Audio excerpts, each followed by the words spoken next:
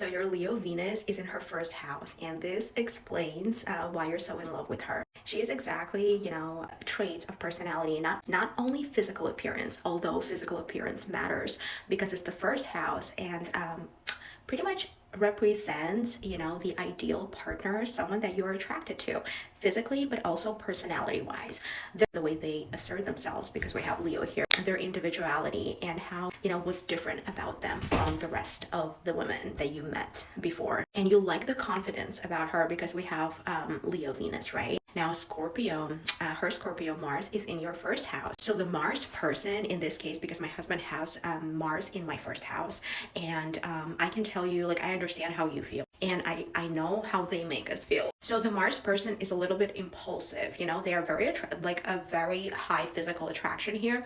So if Mars represents sex, aggression, how a person assert him or herself, right? And here we have the first house. She loves how you assert yourself. She loves your masculinity and the balance of it, unless you have hard aspects.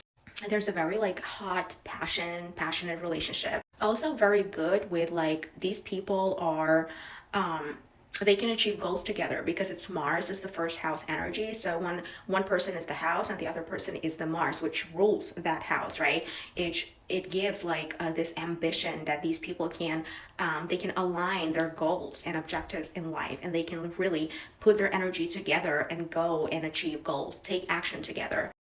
In partnership. But we also need to look at other placements. Now, another interpretation, Mars in the first house would be where she makes you like triggers anger issues and triggers like their behavior, like some aspects of their personality, the way they behave may really get on your nerves. And you can't really explain that, and you can't really like, you understand that you may be exaggerating or you're just being impulsive to like react, right, to their actions, but like you can't really put a finger on it. Plus we have Pluto 12th house.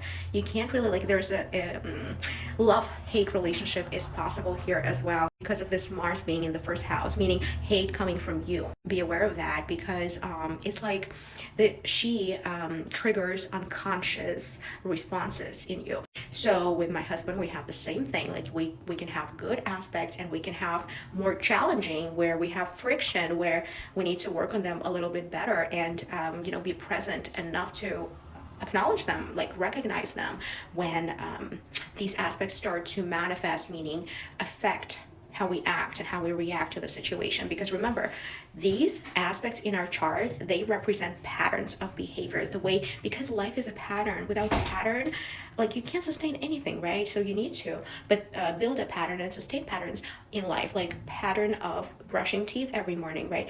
But like there's patterns that are not that healthy, and you need to also be present when like certain pattern is being outdated and you need to change it, right? So with this one, a lot of triggers. You're either solving it, you're either solving your reactions and turn on, like start working on being more conscious, right? Because Mars is the impulsive, is the ego aspect of our personality, and she is triggering those in you, okay? So you can really like argue a lot, and also arguments may have no basis. Be aware of that. But yeah, let me know if this helps.